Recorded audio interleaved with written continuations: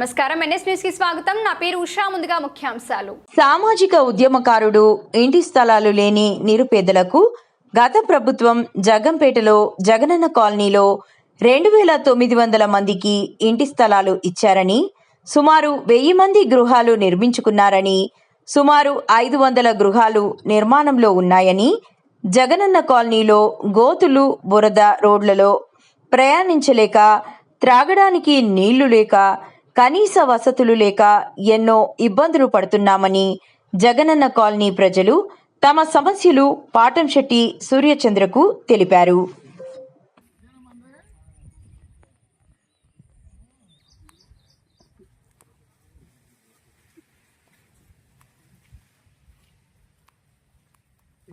ఇంకా స్టార్ట్ అవ్వలేదండి. మంచిలు వస్తున్నాయండి. మంచిలు రసీదు చేశారా? తులా ఓకే.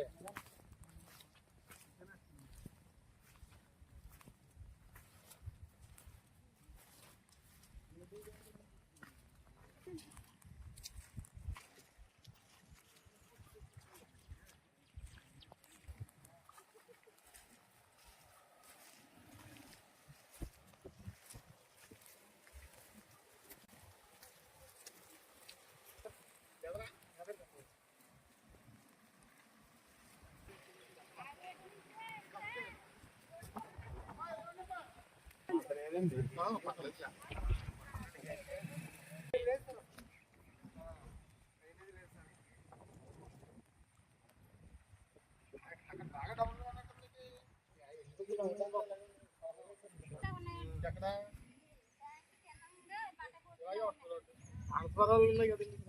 ట్రాన్స్ఫరాలు లైన్ అంతా ఇప్పుడు ఏ సంవత్సరంలో ఇచ్చారండి? 2020లో.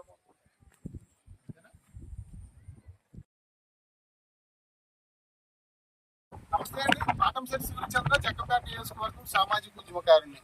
జగ్గంపేట నియోజకవర్గంలో అతిపెద్ద కాలనీ జగనన్న కాలనీ, మన కొత్తగా నిర్మించిన కాలనీ జగ్గంపేటలో 2900 మందికి ఇళ్ల స్థలాలు ఇచ్చి ప్రతి ఒక్కరికి కూడా ఇక్కడ ఆదర్శంగా నిర్మిస్తామని చెప్పేసి గత ప్రభుత్వం ఇక్కడ ఏర్పాటు చేయడం జరిగింది. జగనన్న కాలనీ ఇక్కడ జగ్గంపేటకి దగ్గరలోనే ఈ కాలనీ.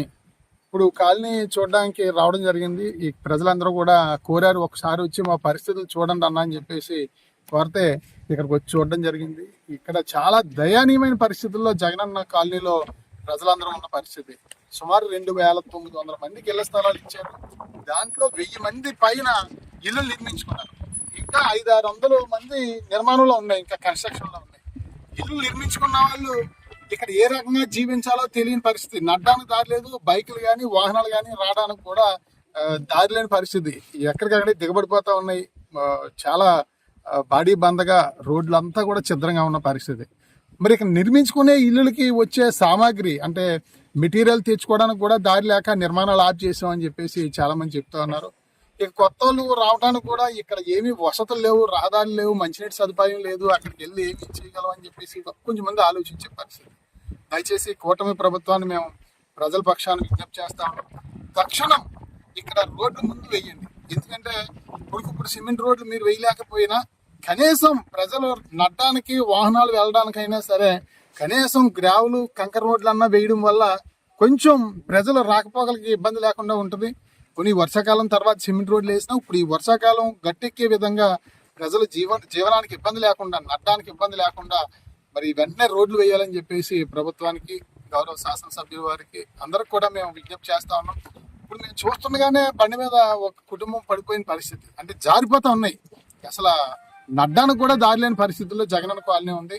అదే రకంగా ఇక్కడ మంచినీళ్ళ ట్యాంక్ కూడా నిర్మించి అలా వదిలేస్తారు, అంతే, ఇంకా పూర్తిగా చేయని పరిస్థితి. ప్రతి ఇంటికి కూడా మంచినీళ్ళ కనెక్షన్ ఇస్తామని చెప్పి అన్నారు. ఎక్కడ మంచినీళ్ళ సమస్య కూడా ఎక్కువగానే ఉందని చెప్తా ఉన్నారు. ఎందుకంటే కొత్తగా ఇల్లులు కట్టుకునే వాళ్ళు కూడా నీళ్ళు అవసరం ఉంటుంది. అదే రకంగా తాగడానికి ప్రజలకి నిత్యావసరం మంచినీళ్ళు కూడా ఇబ్బందికరంగానే ఉందని చెప్పేసి అంటా ఉన్నారు. కాబట్టి జగనన్న కాలనీ మీద కూటమి ప్రభుత్వం దృష్టి పెట్టాలి. ఎందుకంటే ఇది జగన్మోహన్ రెడ్డి గారు కట్టిన కాలనీ కదా, మనం ఎందుకు దీని మీద దృష్టి పెట్టాలి, మనకు తొందర ఏముందని అనుకోవద్దు. ఎందుకంటే ఇక్కడ 2900 మంది ప్రజలు ఇక్కడ స్థలాలు ఇవ్వడం జరిగింది. సుమారు 1000 మంది అంటే 1000 × 4-5 అంటే దగ్గర 4-5 వేల మంది ఇక్కడ ఉన్నారు, 1000 కుటుంబాలు అంటే. కాబట్టి వీళ్ళందరూ కూడా మీకు ఓట్లు వేశారు, అందరూ కూడా మనకి ప్రజలే కాబట్టి మన వాళ్ళే కాబట్టి దయచేసి ఇది జగనన్న కాలనీ అనే పేరు మీరు ఉద్దేశంగా తీసుకోకుండా ఇక్కడ అభివృద్ధి చేయాలని చెప్పేసి గౌరవ శాసనసభ్యుల వారికి నేను విజ్ఞప్తి చేస్తాను. ముందు ఒకసారి వచ్చి చూడండి అని చెప్పేసి నేను ఎమ్మెల్యే గారిని, ఎంపీ గారిని కూడా ఈ సందర్భంగా నేను కోరుతా ఉన్నాను. ఎందుకంటే ఇక్కడ చాలా ఒకసారి చూస్తే ఎంత దారుణంగా ఉందో మన నియోజకవర్గంలో పరిస్థితి అన్నట్టు ఉంది. కనీసం నడ్డానికి వీళ్ళు మట్టి రోడ్డు, గ్రావెల్ రోడ్డు, కంకర రోడ్డు అన్న ఏం మహాప్రభు అని చెప్పేసి అడుగుతున్నారు. దయచేసి అధికారులు, పాలకులు వచ్చి జగనన్న కాలనీలో ఉన్న దుస్థితిని చూసి మీరు ఇక్కడ ఏం చేయాలనేది తక్షణ సహకారం చేయాలని చెప్పేసి ప్రభుత్వానికి బాధిత ప్రజలందరి తరఫున, జగనన్న కాలనీ ప్రజలందరి తరఫున కూడా విజ్ఞప్తి చేస్తా ఉన్నాం.